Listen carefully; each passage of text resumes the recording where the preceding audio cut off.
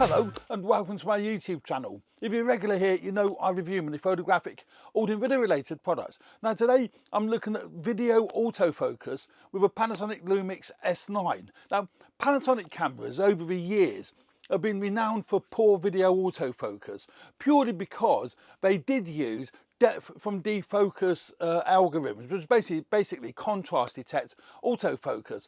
And what you used to get was pulsating in the background, and it couldn't always find, particularly the face, it couldn't find it, and it would hunt slightly before it actually fixed on the subject.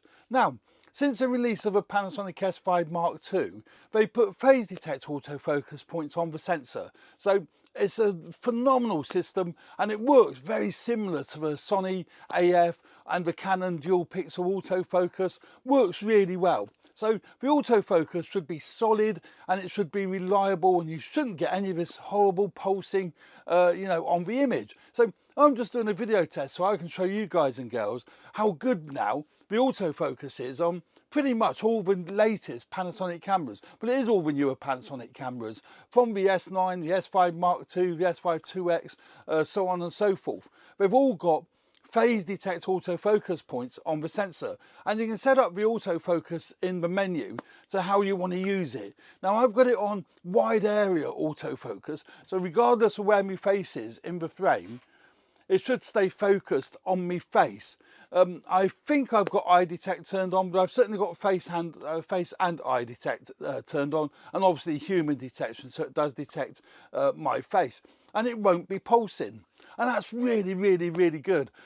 What I also like about this particular camera, the S9, I can't say for the other Panasonic cameras because I've not used them. I did use the S5 Mark II when it came out, but that's quite some time ago. I do like but it doesn't try to move to other items in the frame. It will stay locked on my face. That is great, because I do a lot of this with my hands, gesturing. Also, sometimes I might pick a product up to show to my close-up camera. For example, here I've got the Lumix 20-60 lens I'm showing on my close-up camera here. Which happens to be my ZV-E10 Mark II. But it's great that even if it comes into shot on the headshot, basically my face shot, the close-up camera, whatever, it isn't going to try focusing on the lens. It will still remain focused on my face, and I think that is phenomenal. That is really, really good, because what I don't want to happen is when I'm doing all this sort of thing and the autofocus would change.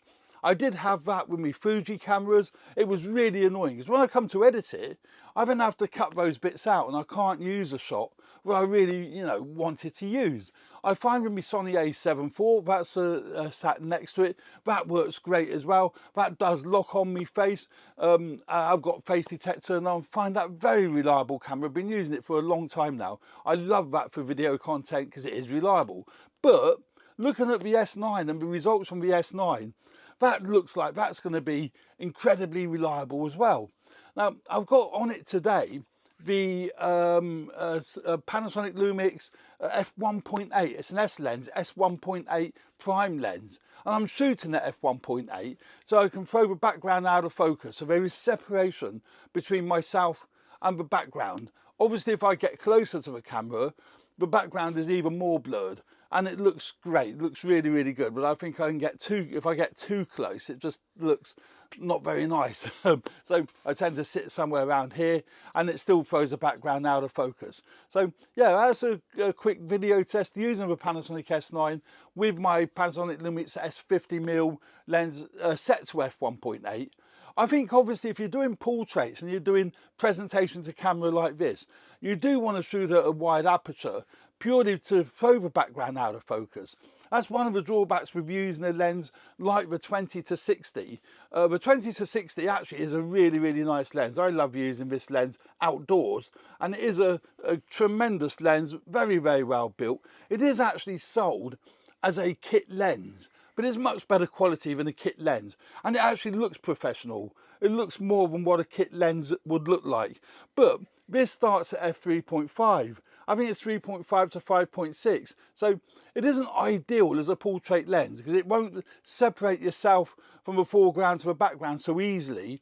Also, in low light, certainly in my studio here, I've only got the 2 lights on. You're going to run into issues with low light, and you'll have to bump up the ISO. I've got the ISO set to 160 here in the studio with my Lumix S9 at the moment, so it should be nice, a nice clean image.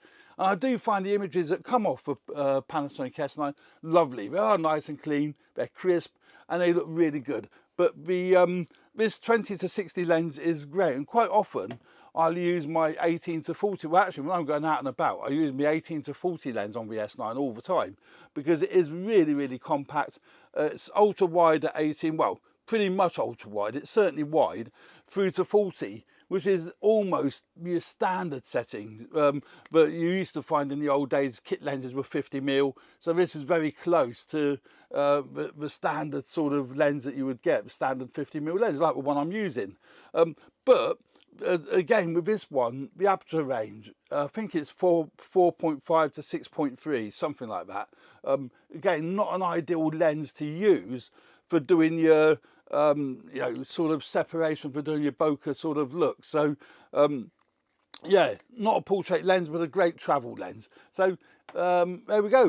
That's the autofocus with the Panasonic S9. Again, if I move out a shot, it will focus on the background. You can see there, it's actually doing it really slowly, which is nice. It's a nice slow transition. But then when I come back into focus, it picks up my face, you know, pretty rapidly. So that is exactly what I want.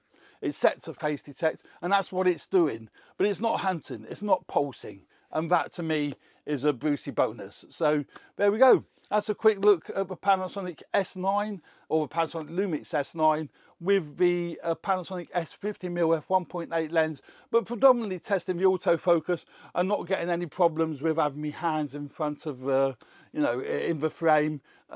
See, quite often cameras will focus on what's closest to the lens, and my hands are closer to the lens obviously than what my face is, but it's still focusing. I'm looking at the monitor, it's still focusing on my face and not on my hands, and that's exactly what I want it to be able to do, and it does work great for that. If that's what you need, then the Panasonic S9 will do that. It's great. So there we go. Thanks very much for watching. I hope you found this video useful. Please subscribe to my channel if you haven't already done so. Hit the like button if you like the content of this video. That would be superb. Thanks very much. Cheers, man. Don't forget to share it if you think other people will find it useful. Thanks very much. Cheers for now. Bye.